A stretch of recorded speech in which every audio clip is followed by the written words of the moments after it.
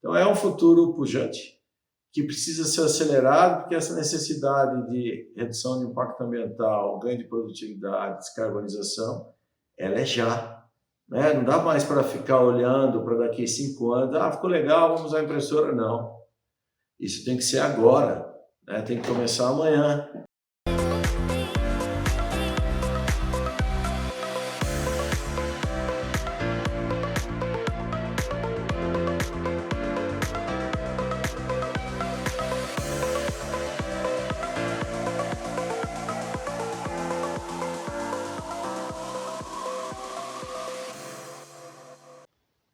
Olá, me chamo Rafael Pilege, venho aqui me apresentar a vocês como um pesquisador na área de materiais de construção ecoeficientes, professor titular da Escola Politécnica da USP, Departamento de Engenharia de Construção Civil.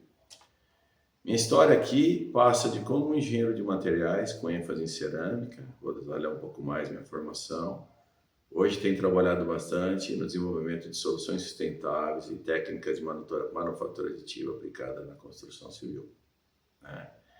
Minha história começou em 1988 em São Carlos, quando entrei na Escola de Engenharia de Materiais da Universidade Federal de São Carlos. Formei-me com ênfase em cerâmica.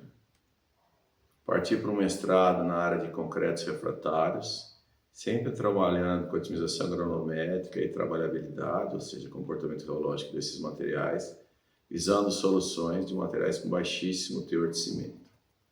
Para os refratários, isso tem muito a ver com desempenho técnico em alta temperatura. Segui nisso no meu doutorado, quando identifiquei que os métodos tradicionais de trabalhabilidade, como as mesas de consistência, os ensaios de abatimento de cone, pouco representavam fenômenos mais complexos, como bombeabilidade, por exemplo, ou concretos aplicados por projeção.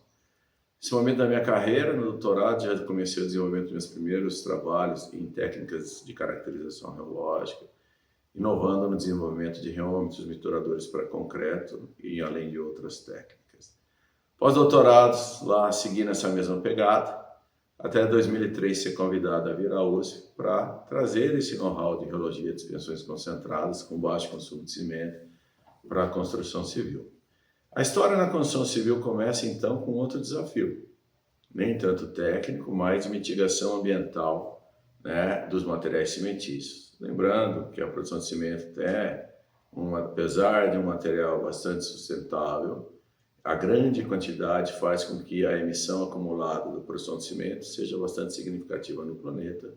E o que se busca com todas as metas de redução de carbono na atmosfera é a utilização de mais concreto, mais argamassa com menor emissão de CO2. Existem muitas rotas para isso, a gente tem trabalhado muito no grupo ao longo dos anos em redução de consumo de cimento por redução de demanda d'água do concreto. O mesmo que a gente trazia da época lá de refratários. Lá a questão era aumentar a refratariedade, aqui a questão passou a ser reduzir o teor de cimento para o mesmo desempenho. A gente tem tido bastante sucesso nisso, É uma atividade já não só minha, óbvio, é um trabalho em grupo, Eu pertenço ao Laboratório de Microestrutura e Ecoeficiência de Materiais da Escola Politécnica da USP, eu coordeno junto com meu colega, professor Vanderlei e professor Sérgio. A gente também começou a transferir isso para a sociedade em ações mais integrativas, como a constituição do Centro de Inovação e Construção Sustentável, e mais recentemente criamos uma iniciativa chamada Hub de Inovação na Construção, dentro do qual eu coordeno e dirijo um laboratório chamado DCLab, Digital Construction Laboratory, que ocorre responsável por desenvolvimento de pesquisas de soluções baseadas em indústria 4.0 aplicada à construção civil. Sobre esses assuntos, eu vou discorrer um pouco mais em seguida. Muito obrigado. Conte-nos um pouco dos laboratórios em que trabalha, seus projetos e suas pesquisas. Falando um pouco dos laboratórios do qual eu participo e coordeno, minha carreira na USP iniciou-se quando eu me aderi ao Laboratório de Microestrutura e Ecoeficiência de Materiais, isso em 2003, ou seja, 21 anos nesse mesmo grupo, trabalhando em desenvolvimento de soluções sustentáveis. Nesse percurso, a gente sempre teve um foco em projetos de pesquisa, sempre em parceria com indústrias, Óbvio que a gente sempre também atua junto aos projetos com agências de fomento e atua, por exemplo, o LME coordena o INCT, o Instituto Nacional de Ciência e Tecnologia na área de soluções sustentáveis, por exemplo. A gente sempre deu grande ênfase a ações que a gente pudesse transferir para a sociedade e soluções de grande escala. Em função disso, a gente também se tornou uma unidade Embrapi, a chamada SIC, Centro de Inovação e Construção Sustentável, que fomenta também atividades de pesquisa nessa área. O core do LME tem sido o desenvolvimento de formulações de materiais e soluções de menor impacto ambiental. Por muitos anos temos nos dedicado a produzir concretos e argamassas com menor teor de emissões de CO2 no seu produto final, ou seja, no concreto e na argamassa. Apesar do cimento ser o grande emissor total, o cimento não é um produto fim, ele é um ligante que você utiliza para produzir um concreto, uma argamassa. Então a sociedade precisa do quê, Precisa de estruturas com menos material, ou seja, desmaterializar os seus elementos, tudo mais esbelto, materiais com menos cimento, para que você tenha no seu produto final uma menor quantidade de CO2 embarcada, e cimentos com menor impacto ambiental.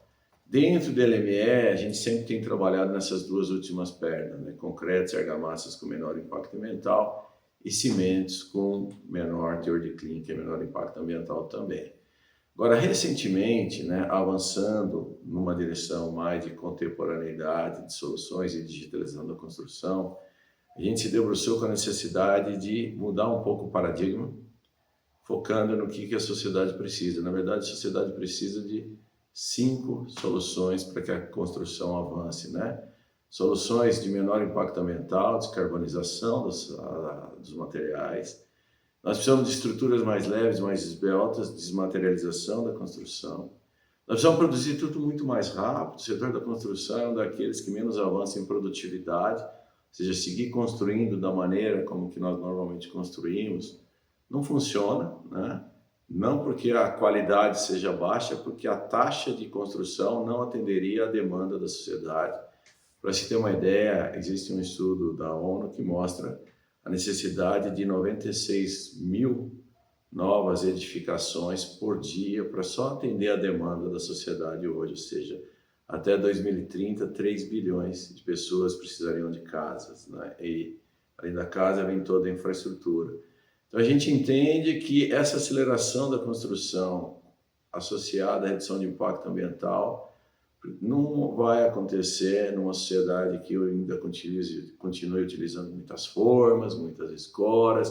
A construção não é só o material, é toda a sua técnica para chegar lá e você ter a solução executada no campo, Nessa IBS, nós começamos a olhar muito para novas tecnologias e abrimos uma quarta perna, que é a quarta perna necessária para a sociedade. Além de você descarbonizar, desmaterializar, você ser mais rápido e produtivo no que faz, você precisa repensar a tua construção para as novas questões climáticas e ambientais do planeta, O número de desastres naturais tem aumentado, a amplitude das marés tem aumentado, o nível dos oceanos, você tem aumentado o número de desastres catastróficos. Então, no final, ventos mudam, você também precisa ter uma construção com uma qualidade adequada para o novo ambiente.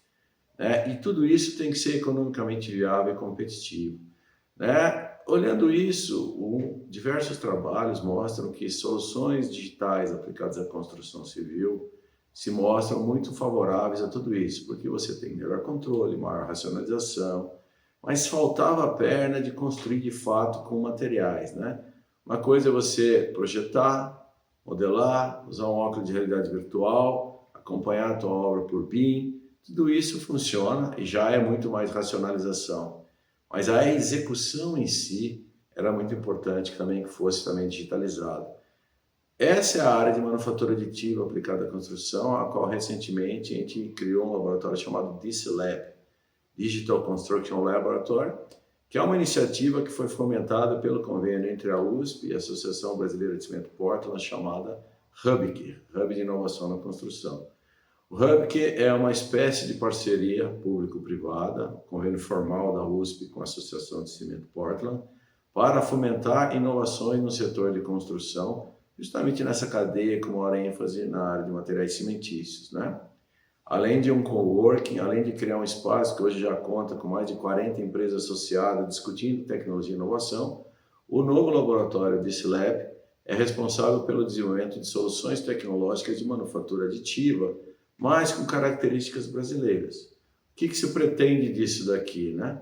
Que a gente desenvolva umas soluções também viáveis economicamente para o país. Se você olhar a digitalização da construção, impressão 3D feita em outros países, elas atendem o contexto socioeconômico desses países. Então, eu não consigo imaginar para o Brasil formulações e soluções tecnológicas competitivas economicamente na Suíça, por exemplo, apesar delas tecnicamente serem maravilhosas.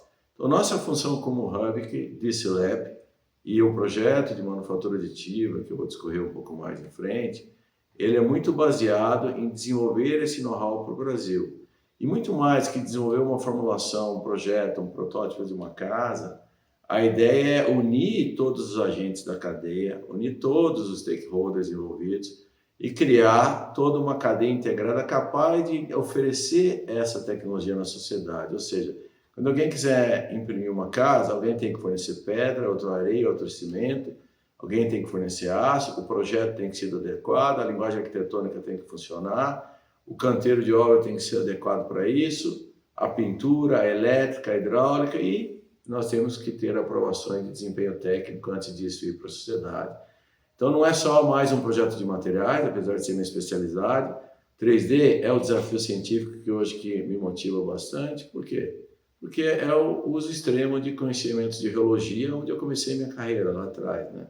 Então aqui é um exemplo onde, apesar de ser um engenheiro de cerâmica, formado na área de concretos refratários, que conhecimento me permite atuar na cadeia de materiais de construção, tendo um olhar diferente de método de dosagem, de método de formulação e método de caracterização de trabalhabilidade, que hoje nos permite formular materiais extremamente competitivos economicamente, que atendem todos esses vetores de sustentabilidade e que são possíveis de ser executados no país com matéria-prima nacional.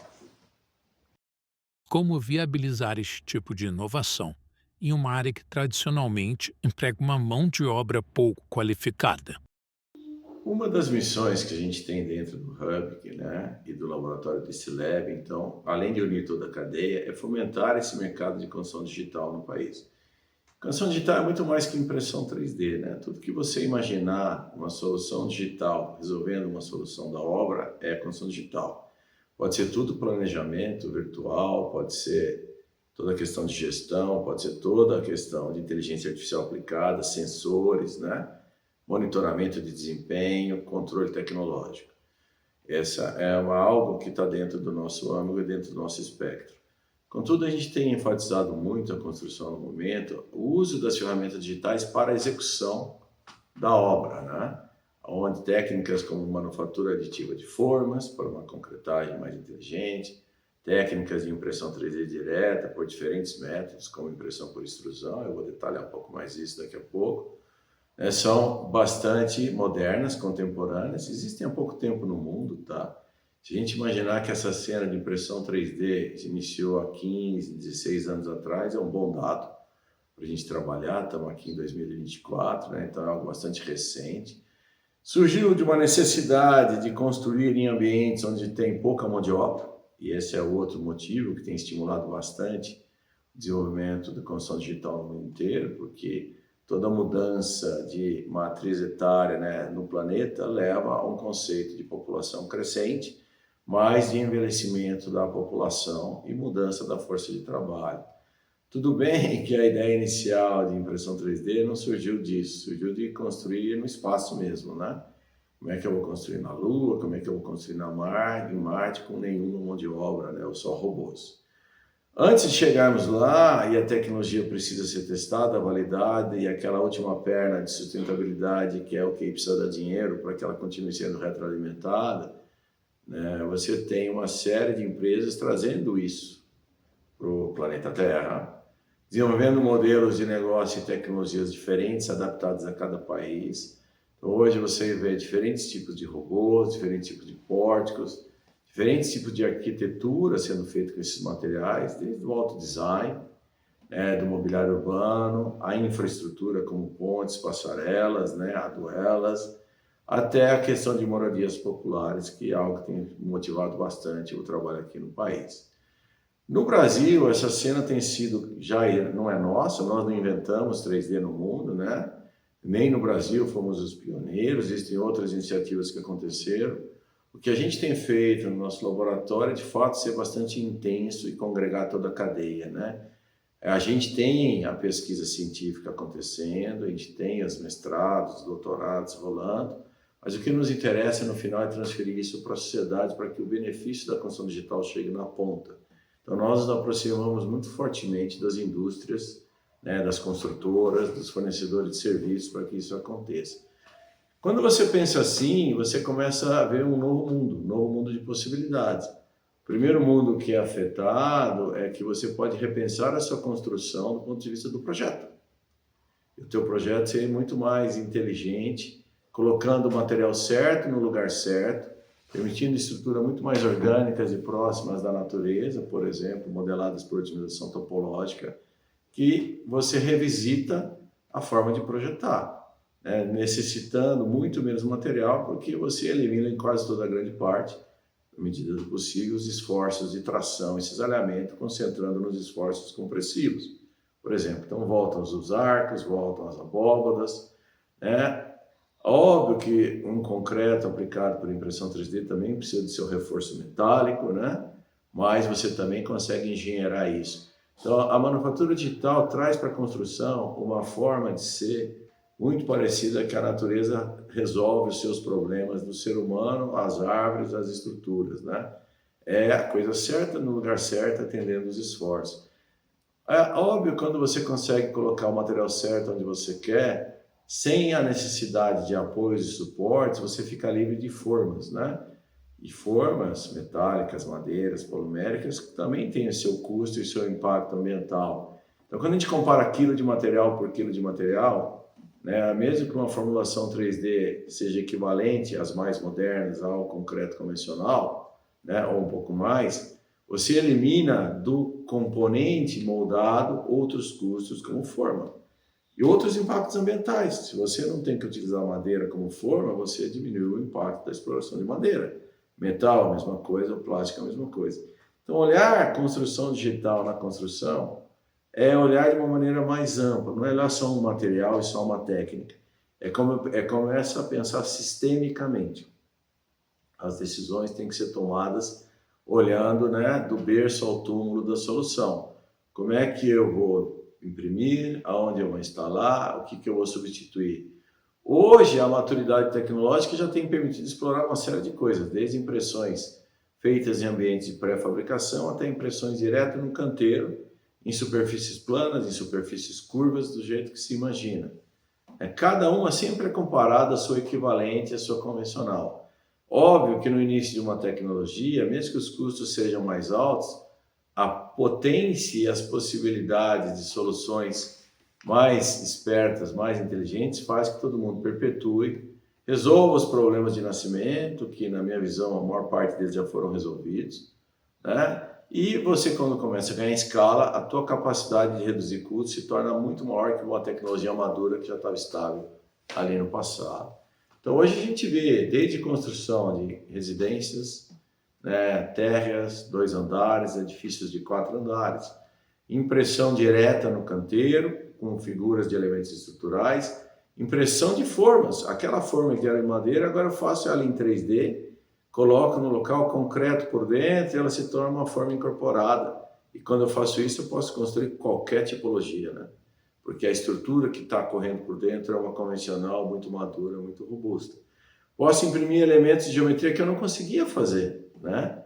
Então hoje você vê por topológica lajes com 30% menos de massa do que uma laje convencional. Lembrando que lajes são responsáveis por grande parte do impacto ambiental das edificações, né? Você consegue imaginar pontes e estruturas muito mais esbeltas e mais leves. Mas ao mesmo tempo você imagina coisas simples, né? Você pode substituir muito da carpintaria de formas e estruturas enterradas, por exemplo, onde vai encaixar o teu pilar, né? Estruturas para encostas, estruturas até aquáticas, né? Que podem ser convencionais ou podem ter sua geometria ou teu design equivalentes ao que acontece na natureza, permitindo com muita facilidade aplicações que a gente chama biorreceptivas, né? Quando eu estou falando do oceano, eu estou falando de engenharia azul, né? Construir para que a vida no local prospere de maneira melhor, sem impactar e sem degradar o ambiente. Tudo isso daí permite não ter fim às possibilidades de manufatura aditiva dentro da construção e, sobretudo, do uso das ferramentas digitais. Você começa a associar agora a manufatura aditiva com sistemas integrados de monitoramento, por exemplo, você passa a ter paredes que avisam, né, se tem vibração, se tem terremoto, já colocado na sua formulação, no seu desenho, no seu elemento. Então a gente não sabe até onde vai essa questão de construção digital, né? Do BIM ao canteiro de obra, à execução de materiais. A ferramenta digital é um acelerador e um facilitador de tomada de decisão e uma ferramenta melhor de controle tecnológico do que você faz. Com isso feito, o céu é um pouco do limite e a gente tem trabalhado bastante nisso. Nos últimos anos, a gente concentrou na montagem desse laboratório novo, né, de manufatura aditiva dentro do Hub. Trabalhamos bastante em trazer as empresas. O laboratório, no estágio atual, ele passou pela primeira fase, que era pegar um antigo laboratório de concreto da associação, converter num laboratório de manufatura aditiva, quebrando paredes, abrindo portas, né? Mudando a cultura do tradicional para o mais contemporâneo, né? Trabalhamos bastante em equipar. O espaço hoje tem um laboratório de prototipagem em menor escala, para as peças serem feitas em escala reduzida, prototipagem de peças de grande porte, para que a gente possa fazer a impressão 3D direta. Então, dentro dessa lógica, muito pode ser feito e podemos discutir um pouco mais. Sobre a impressão 3D, quais são os principais projetos em curso? Atualmente, como está o cenário brasileiro e no mundo em relação a essa tecnologia? Então, dentro do laboratório, a fase atual que a gente se encontra, depois de ter vencido a etapa de construção, equipamentos primários, né? Já impressoras comerciais de pequeno porte, a gente está indo para uma fase agora de impressoras, robôs de 7 eixos, né? De grande porte. Agora estamos instalando um robô que vai nos permitir produzir peças de 6 metros de comprimento por 3,5 metros de altura, além de uma central de produção de concreto em escala industrial. Por quê? Quando a gente quer desenvolver essa solução, não adianta brincar em pequena escala. Uma característica de manufatura aditiva para impressão 3D é que a gravidade atua quando você está imprimindo, né? Quando a gente imprime por extrusão, camada por camada, as camadas de baixo têm que suportar o peso das camadas de cima. Quando eu faço isso em plástico, eu aplico o material fundido e ele esfria e endurece. Quando eu faço isso com concreto, ou eu forço ele a endurecer instantaneamente, com técnicas equivalentes a colocar aditivos, né, no bocal de extrusão, parecido com concreto de projeção, shotcrete, né, ele endurece, pode causar outros problemas, mas isso acontece e eu consigo coisas verticalizadas muito rápidas. Ou eu trabalho peças horizontais com eixo mais longo, sem nenhuma necessidade desses aceleradores, né, que a gente chama de tecnologia 1K. Quando você define entre 1K e 2K, você está definindo um pouco o tipo de mercado que você quer trabalhar, né? O mundo afora, essa técnica onde se coloca aditivos aceleradores no bocal de projeção domina, né? Geralmente é um microconcreto ou um concreto fluido que na hora de vai lançar aí do bocal da impressora, ele recebe um aditivo acelerador de pega ou de consolidação para ficar rígido rapidamente para a próxima camada vir e a parede ou o elemento que você está produzindo não colapsar. Esses aditivos costumam ser de maior custo e são geralmente imaginados para peças de geometria muito, muito complexa, né? A outra cena, então isso vai muito para aplicações arquitetônicas de alto valor agregado. A outra cena são, de fato, edificações populares, que aí trabalham ao contrário, né? São técnicas para fazer casas baratas. Então, o concreto não pode receber esse segundo acelerador. Então, o que foi misturado é o que é aplicado. Tanto o concreto, quando eu trabalho com agregados graúdos, como a argamassa, né? Ou o microconcreto, quando a tua formulação não tem agregados maiores que 3 milímetros, né? Que é o dominante hoje no mundo, apesar de você ter as duas rotas. Mudou o tamanho da areia, mudou o tamanho do grão, mudou o tamanho da máquina, mudou o negócio, mudou a aplicação. Então, se você parte para a produção de casas, unidades pequenas, né, ou única unidade, não vou fazer 50 casas, vou fazer um prédio ou uma casa, você hoje tem no mundo muitas soluções baseadas em máquinas móveis, pequenas, que você leva, instala, produz, instala lá o seu portal, imprime dentro da área útil desse portal, desse pórtico. Ou você tem máquinas ao contrário, que elas são pequenas, você coloca no centro de um cômodo, imprime o cômodo, e depois tira, passa pela porta, imprime o cômodo vizinho, e assim vai subindo. Essas soluções já se utilizam bastante. Cresce agora a necessidade de produção em escala muito maior. Lembra aquela ideia que a gente precisa ter maior produtividade? Numa escala muito maior, eu preciso de máquinas mais rápidas e mais fáceis de instalar. A cena atual não é nem mais usar impressoras convencionais, né? É converter os caminhões que bombeiam concreto em impressoras por si só, tanto para argamassa como para concreto, ou instalar robôs em cima de veículos móveis, né? Geralmente tratores de esteira que podem se movimentar no canteiro instalando. Tudo isso existe no mundo afora e as aplicações são diferentes para cada um. Quem vai para fazer casas populares de baixo custo vai procurar camadas mais grossas, grande volume de deposição, né, e um eixo horizontal muito grande para não precisar dos aceleradores de pega. Normalmente, essas casas, o cara imprime meio metro a 1 metro, deixa endurecer naturalmente concreto para subir mais meio metro a 1 metro. Em 3 ou 4 corridas, ele atinge a altura máxima necessária para que a sua casa seja feita. Quem utilizava o acelerador de pega quer subir vertical rapidamente, mas dificilmente vai fazer paredes ou grandes volumes, vão ser peças muito engenheiradas e muito esbeltas de altíssimo design, né, que são lindas e maravilhosas, sem dúvida alguma, né? O que a gente tem feito no Brasil é algo um pouco diferente de ambas, né? Porque a nossa realidade aqui é muito focada em grande volume, grande produção e baixíssimo custo, né? É um país muito heterogêneo, né? Capitais mais industrializadas, cidades distantes da capital, cada estado tem a sua característica e a construção ainda pode ser bastante manual em alguns locais. A decisão que a gente tem tido no Brasil é, de fato, partir para uma solução que seja bastante competitiva de custo com sistemas construtivos que o Brasil adota, que passaram por todo esse escrutínio de baixo custo, de alto desempenho e funcionalidade. Então, nós temos trabalhado bastante aqui em soluções que não utilizem os aceleradores de pega no bocal, pode ter ele dentro da massa ou não. E, especificamente no DC Lab, nós estamos trabalhando sem nenhum acelerador de pega e sem agregados graúdos. Bom, eu poderia ter agregados graúdos, mas aí as minhas máquinas seriam maiores e muito mais caras, né? Então, não existe solução única para 3D e o que a gente tem buscado são soluções viáveis economicamente. A equação mais viável hoje que se enxerga são formulações extremamente baratas, né, com equipamentos extremamente simples de impressão, não buscando designs extremamente sofisticados, que nós estamos no primeiro momento levantando a casa literalmente, né? Dentro do Hub, que esse exercício tem sido feito junto com as empresas parceiras, no desenvolvimento e construção de uma cozinha por impressão 3D. Por que cozinha, você me pergunta? Porque a cozinha unifica a hidráulica, a elétrica, questões de limpeza, né? Estanqueidade, acúmulo de gordura e assim caminha, né? Para uma construtora é um sistema complexo, então, em vez de fazer um banheiro ou fazer um quarto, decide fazer um elemento complexo, modular, com dimensões de 2,5 por 3 metros e 2,80 de altura.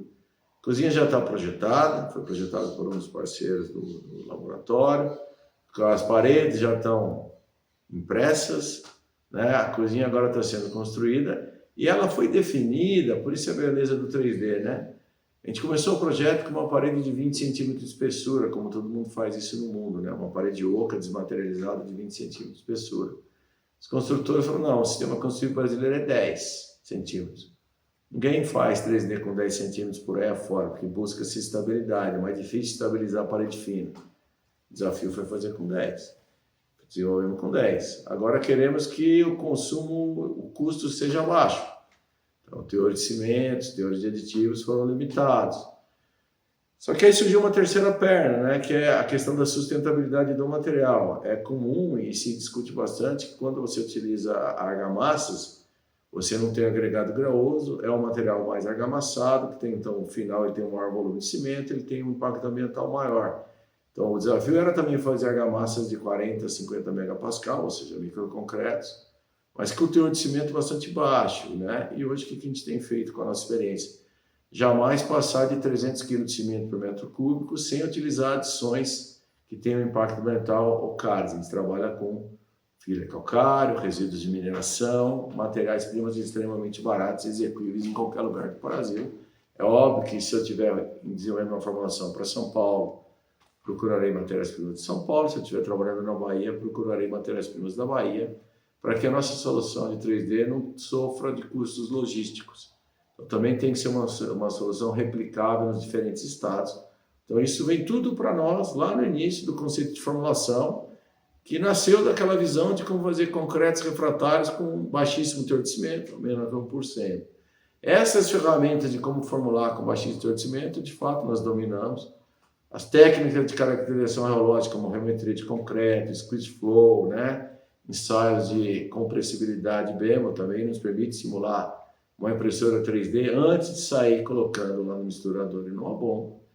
Nós compramos esses equipamentos no laboratório e estamos desenvolvendo, e a cozinha está pronta, e os parceiros agora estão discutindo o resto. Como é que é a janela, como é que é o telhado, como é que é a elétrica. Se eu mudasse um pouco o projeto, facilitaria a elétrica ou não, porque o 3D permite isso, né? É muito fácil mudar a concepção de uma parede se você entendeu que ela foi concebida para um fatiador, que vai desenhar cada camada, e esse fatiador veio de uma modelagem paramétrica, onde tudo é baseado em equações matemáticas. Então, você lançou aqui, ó, varia o tamanho, varia a espessura, o sistema recalcula tudo e te diz ainda se a parede suporta ou não suporta as cargas.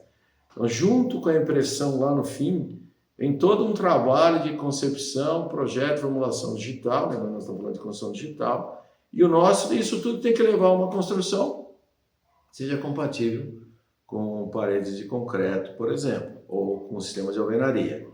Mundo afora, isso é um pouco diferente, né? Os projetos que a gente enxerga lá fora, todo mundo também quer fazer construção de baixo custo, cada país com a sua rota, com a sua matéria-prima, grande parte dominado por impressoras que têm cabeçote extrusor, né? Quem vai para casas, então, vai para a solução 1K, quem vai para aplicações arquitetônicas ou aplicações de alto design, ou aplicações biorreceptivas, acaba trabalhando com soluções com aceleradores de pega, né? E projetos que a gente vê por aí, nasceram muitos dos primeiros na Europa, né? A Alemanha foi muito forte nessa discussão, né? Dinamarca, Holanda já tem vilas feitas por impressão 3D, inclusive retrofit de antigos edifícios, né? Estados Unidos adotou fortemente isso, tanto do ponto de vista das construtoras como do exército americano. A ideia é ter soluções tecnológicas rápidas de executar em campo, por exemplo, né? E assim caminha. África, Ásia, Índia. Talvez eu digo que o Brasil adotou a postura mais cautelosa, né? Na América Latina já tem diversas obras feitas nos países, na Colômbia, no Chile, etc. E o Brasil, essa cena está começando agora. É um pouco da cultura do brasileiro de observar antes de fazer. O que nós fizemos aqui no DCLab foi, vamos observar, vamos desenvolver a nossa própria solução tecnológica baseada no sucesso e nos fracassos anteriores. E acredito que a gente tenha avançado bastante aqui no Brasil e está pronto para ir para a próxima etapa. Tanto que dentro da nossa iniciativa, a última parceria estabelecida foi com, por exemplo, o IPT, que vem para nós para abrir a discussão junto conosco de como desenvolver os métodos e ensaios que permitirão as certificações técnicas desses projetos e edificações que tem pelo mundo afora, né? Recentemente eu fui num evento que discutia fortemente normalização, né, dentro do American Concrete Institute, um evento nacional nos Estados Unidos, e a conclusão ainda é uma tecnologia tão volátil, em tanta transformação, que não se imagina que normas serão muito bem aceitas se forem escritas agora, né? Mas todos têm que trabalhar em certificação técnica e simulação. Então, hoje, mundialmente, a pergunta é: quão durável é? Qual é o risco de incêndio? Como é que funciona isso em 100 anos? Já não é mais se é competitivo economicamente, se é viável tecnicamente, se eu consigo subir uma parede bonita ou não. Talvez esse seja o estágio de curiosidade que a gente está vivendo no Brasil agora, mas mundo afora isso já é realidade, a discussão passa a ser vida útil e durabilidade. E Do ponto de vista de sustentabilidade e economia circular, como é que eu fecho o ciclo de vida, né? Quando eu tiver que demolir, reconstruir, reposicionar. Então, tem muitos projetos que a construção 3D, ela não é uma construção monolítica, é uma construção modular, né? Que permite a construção e o desmonte e o reuso com muita facilidade. Como o Hub que colabora para tornar a atividade da construção mais sustentável? É possível utilizá-la de uma forma economicamente viável? Materiais como concreto e aço podem ser mais sustentáveis? Toda essa discussão que a gente fez até agora, na verdade, tem sido o centro das nossas conversas dentro do Hub, né? O laboratório de Cileb é o executor, mas a iniciativa é o Hub. O que nós de fato fizemos, né? Como contei antes, a gente unificou toda a cadeia. Para dar um número para vocês, né? O Hub que hoje tem em torno de uns 45 associados, né? Como é que é o associado? Esse associado é uma empresa, um projetista, um escritório que entende que é importante estar discutindo inovação na construção, né? E quer participar de um fórum de debates e discussões. Ele paga uma pequena mensalidade, irrisória, né? Mais quase que simbólica, para estar lá nessa discussão. Mensalmente há conversas, há discussões, e esses grupos discutem possibilidades de desenvolvimento e pesquisa. No ano de nascimento do Hub, que a gente imaginou 5 grandes linhas de pesquisa com esses parceiros, dos quais 3 viraram temas de pesquisa. Novos cimentos, mais sustentáveis, né? Baseado no Clinker Portland, uso de inteligência artificial para a construção, né? Olhando a produção de cimento, se ela consegue prever desempenho de concreto, e o projeto de impressão 3D. Esses 2 primeiros, inclusive, as empresas decidiram não vale a pena investir numa pesquisa, colocar dinheiro para que a gente resolva o que são os problemas pré-competitivos, né? De forma que depois a gente consiga, cada um por si, desenvolver sua tecnologia própria, né? Contudo, o 3D era tão ainda embrionário no país que a gente tomou uma atitude ao contrário. Nossa posição foi assim, olha, imaginem se vocês fossem montar um negócio de 3D, o que vocês gostariam, né? Falei bastante já que a gente tem focado em construção, né, de moradias de baixo custo. Essa veio a provocação, queremos construção de moradias de baixo custo, queremos fazer a cozinha, né? Mas queremos participar da concepção enquanto vocês, na universidade, no Hub, nos apresentam uma solução, quase que como um desafio, né? Queremos baixo custo, alta produtividade, baixo impacto ambiental, feito com matérias-primas nacionais, com projetistas nacionais e escalável. O Hub que pega isso, né, faz, e óbvio que dentro do Hub nós temos a parceria com a universidade como um todo, eu sou um professor da área de materiais de construção, aí vem o pessoal da arquitetura para trabalhar a parte do design, o professor Arthur Lara trabalha conosco nisso, pessoal da escola de mecatrônica lá, do grupo professor Emílio, professor Marcos Suzuki, pessoal da topológica da Naval, Renato Picelli, colegas do departamento, da parte de estruturas, por exemplo, né? Vem trabalhar conosco nessa parte de 3D.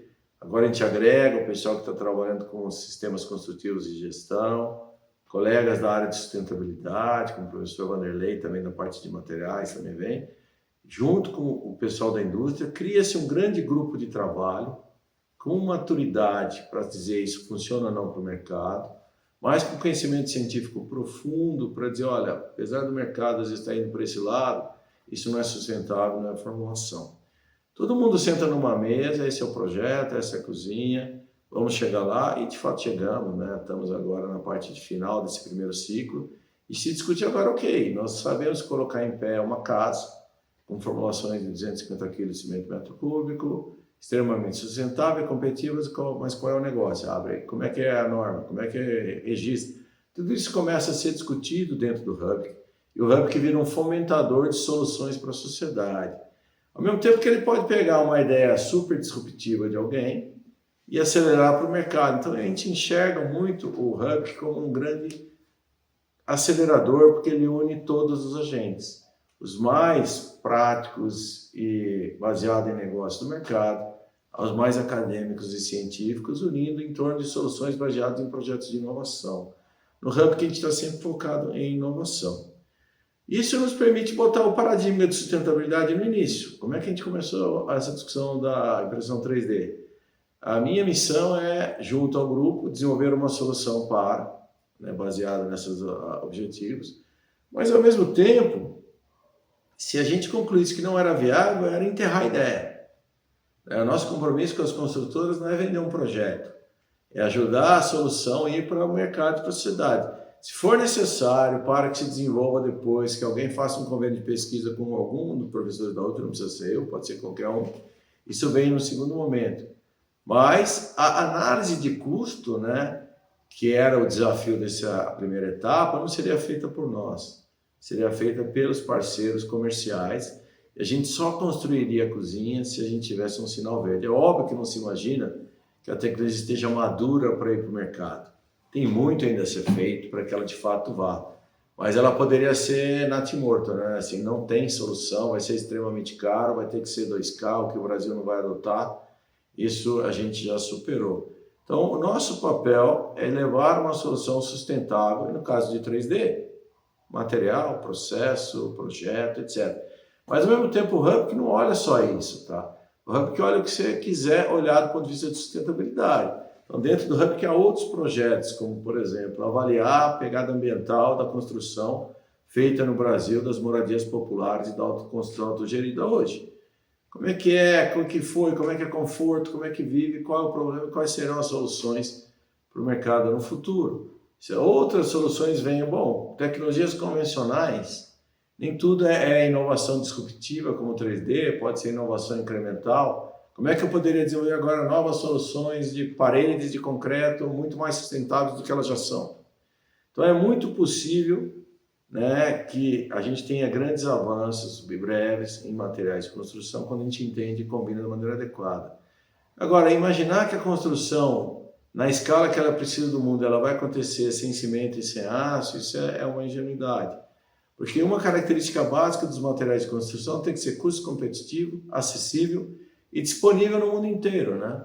Eu participei de discussões acadêmicas muito legais, artigos super bonitos de fazer cimento baseado em lítio, carbonatação de lítio, ou seja, um mundo melhor, né? Só tem um problema, não tem lítio suficiente para a demanda. Então, qualquer solução escalável, você tem que ter matéria-prima no canteiro do seu vizinho. Então, cimento e aço fazem isso. A questão passa a ser como combiná-los da maneira mais adequada. Eu preciso manter uma construção pesada, né? Materiais de resistência tão baixa. Como é que eu mudo o projeto? Aí 3D é sensacional, porque eu posso diminuir todos os esforços, a tração, gerando geometrias mais compressivas, usando a otimização topológica como projeto. Então, é fazer mais casa, mais ponte, mais viaduto, né, com a mesma quantidade de material, ou aumentar a capacidade de produzir, não aumentando a quantidade de material consumido na mesma escala. Isso é desmaterialização. O cimento e o aço estão na mesma pegada, então, por que não? Né? Eu posso tornar super mais competitivo o que eu já faço hoje, ou posso, através de novas tecnologias disruptivas de conformação e moldagem em projetos materiais, nós estamos falando aqui muito de impressão 3D, gerar soluções bastante mais competitivas para o mercado durável. Outros metais também, né? Você pode combinar com alumínio, o que você quiser, né? Isso não, uma coisa não impede o outro. E a cadeia mais moderna de cimentícios traz novas matérias-primas para o jogo que não eram exploradas. O século XX se baseou muito em matérias-primas padronizadas, né? Brita 2, Brita 1, Brita 0, pedrisco, areia grossa, média e fina.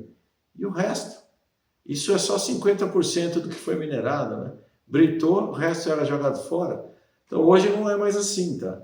Hoje a gente consegue fazer formulações de concreto com a metade do teor de cimento utilizado. Óbvio que a gente nunca pode furar a norma, né? Não existe uma norma de consumo mínimo de cimento, mas em laboratório, e as técnicas de laboratório estão se tornando mais robustas para o mercado, muito viável fazer concretos com um terço do teor de ligantes, ou seja, o teor de cimento que eu tenho hoje, economicamente viáveis, né? E grande desempenho e grande durabilidade. A gente tem feito isso para os estruturais. Nós estamos construindo agora um prédio novo do que a gente chama do CICS, né, o Centro de Inovação e Construção Sustentável, que é um laboratório dentro da USP, o qual seus pilares, suas vigas, todos têm consumo de cimento abaixo do mínimo da norma, um prédio experimental, nós assumimos a responsabilidade por isso, produzidos industrialmente numa indústria de pré-fabricado, atendendo todas as demandas que um pré-fabricado deveria atender. Trabalhabilidade, tempo de desforma, ganho de resistência, depois durabilidade, etc. Novos aços também têm surgido, mais resistentes à corrosão, que não seja inox, de maior resistência mecânica, de forma que você consiga também desmaterializar o reforço. Então essa é uma cena móvel, ela não é estática, então talvez essa seja a mudança. A construção de elementos cimentícios baseados em concreto e aço, por algum tempo se imaginou um alvo estático. Na verdade ele é um alvo móvel, está se desenvolvendo muito rápido, com inovações muito fortes, levando a soluções extremamente competitivas do ponto de vista ambiental e econômicas também. Como você vislumbra o futuro da construção civil, tendo-se em conta o avanço tecnológico e inovações com potencial de disrupção já disponíveis? Então, o que a gente vislumbra do futuro, né? O futuro tem espaço para coisas novas. O futuro tem espaço para aperfeiçoamento das coisas atuais. O futuro tem espaço para a readoção de técnicas antigas, né? Que por alguma razão não foram mais mantidas. Quando a gente entra com essa lógica de manufatura aditiva e impressão 3D, eu posso reimaginar tudo isso junto, embaralhado e ao mesmo tempo, assim, né? Muitas coisas se pensam, eu vou usar um robô para levantar uma parede assentando tijolo. Existe. Você vai fazer grandes designs, mas ele continua assentando um tijolo. Então, o que se imagina para o futuro, né? De novo, como eu comecei esse debate, né? Só vai ter sucesso para o futuro coisas que sejam de menor impacto ambiental por si, né? A descarbonização, não só isso, tá? A gente fala muito de descarbonização, mas assim, materiais que consumam menos água na sua produção, que emitam outros gases tóxicos também, que tenham menor impacto ambiental na extração. Isso é a equação que a gente mais entende, esse mantra, ele é bastante tangível, né? Então, descarbonização meio que resume todos eles, ou seja, diminuir o impacto ambiental dos materiais e componentes.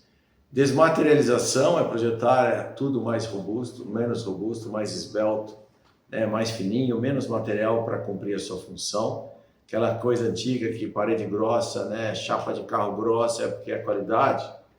Não, já não é mais isso. Como é que eu faço aquele mesmo desempenho com algo muito menos material, ou seja, muito mais inteligência aplicado também no projeto do par, né, material barra projeto do componente, né?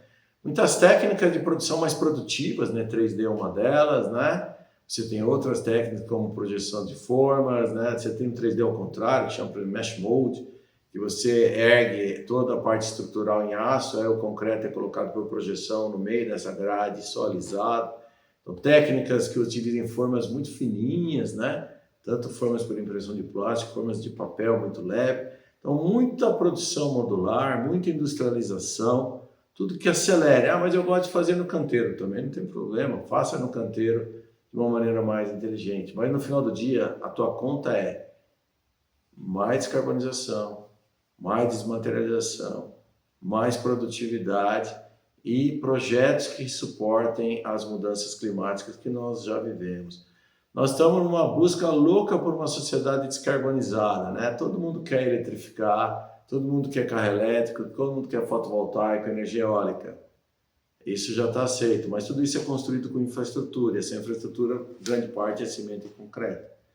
Além disso, eu preciso de matérias-primas para tudo isso. Então, eu vou lá pegar o metal do cobre, vou para cada quilo de cobre, gerei 200 quilos de rejeito, esse rejeito vai para onde se eu for extrair no meio da floresta amazônica? Então, também enxerga-se para o futuro uma sinergia muito grande entre cadeias que antigamente eram divorciadas, né? Eu faço cimento, você faz brita e eu faço cobre. Tudo isso começa a ter integração num efeito de economia circular muito grande. Então, o futuro é muito ligado à economia circular. Quando você bota ainda mais cego a inteligência artificial como uma ferramenta de decisão e projeta todas essas coisas, a tua capacidade de gerar soluções otimizadas cresce bastante. Mas sempre ao preço de que soluções baseadas em inteligência artificial consomem muita energia por si só, tá? É importante que todo mundo saiba que toda vez que você retoca, né, uma foto ou faz uma pergunta para o chat GPT, uma simples resposta é 3 ou 4 cargas de bateria de celular. Então, assim, Inteligência artificial é algo como uma ferramenta de controle, projeto e gestão, contudo, precisa ser muito bem pensada onde ser utilizado. Também temos que entender que toda essa transição para o mundo mais digital, ela não pode ser feita levando em conta a desmobilização de toda a força de trabalho existente. Então, muitas soluções, além da impressão, construção direta, têm sido feitas para criar um facilitador do uso humano, né? Então, óculos de realidade virtual, para você saber onde você alinha a sua parede, né? Você tem exoesqueletos para que você consiga suportar mais carga. Então, acho que ninguém sabe exatamente onde vai. Todo mundo sabe a missão, que a gente tem que descarbonizar, desmaterializar, né? Acelerar a construção em projetos de maior qualidade, mas que a gente tem que ganhar dinheiro com isso também. Então, a solução tem que ser execuíveis na realidade de cada país. E para cada país ela é uma diferente. Portanto, a gente não imagina que vai ter uma solução que valha para os Estados Unidos, para a China, para a Rússia, para Zurique, para a Suíça, para a Alemanha, igual. Imagina quando a gente cai para os países em desenvolvimento, né? Que é onde vai estar a grande massa da construção. Se você olhar o que de fato o mundo precisa construir, talvez tirando os Estados Unidos como um grande país desenvolvido que tem uma grande necessidade de construção, são nos países em desenvolvimento, que são aqueles que precisam de muito, precisam rápido e precisam barato. Então, assim, nenhuma solução que aumente o custo da construção final vai valer. O problema é como você mostra para o engenheiro dessa fase de transição que uma solução mais cara hoje te leva a uma construção mais barata amanhã. Essa é o grande vale da morte que às vezes destrói uma tecnologia, que é sobre esse aspecto que o Hub que nasceu, o DCLab nasceu, para que a gente corra esse risco de transição junto com os parceiros, para que a gente tire o voo às cegas, que a gente mostre como fazer. Então, a disrupção, na verdade, então não está numa técnica em si, está em como pensar como é que eu vou sair projetando e construindo para o futuro e adotando novas tecnologias. E o desafio final vai ser, de fato, retreinar a grande parte da mão de obra, que vai ficar menos intensiva em esforço físico, mais intensiva em conhecimento aplicado, né? E isso é algo complexo, que vai também levar a repensar as escolas de engenharia, as escolas de arquitetura, de engenharia industrial, engenharia mecatrônica, por exemplo, que não vai mais olhar só para a indústria de automóveis, né? Olhar bastante também para a indústria de construção, como fazer. Então, é um futuro pujante, que precisa ser acelerado, porque essa necessidade de redução de impacto ambiental, ganho de produtividade, descarbonização, ela é já. Né? Não dá mais para ficar olhando para daqui 5 anos, ficou legal, vamos usar a impressora. Não. Isso tem que ser agora, né? Tem que começar amanhã. Por quê? Porque essa é o mundo que a gente vive, né? E todas as questões de mudanças climáticas já não é mais uma discussão, né?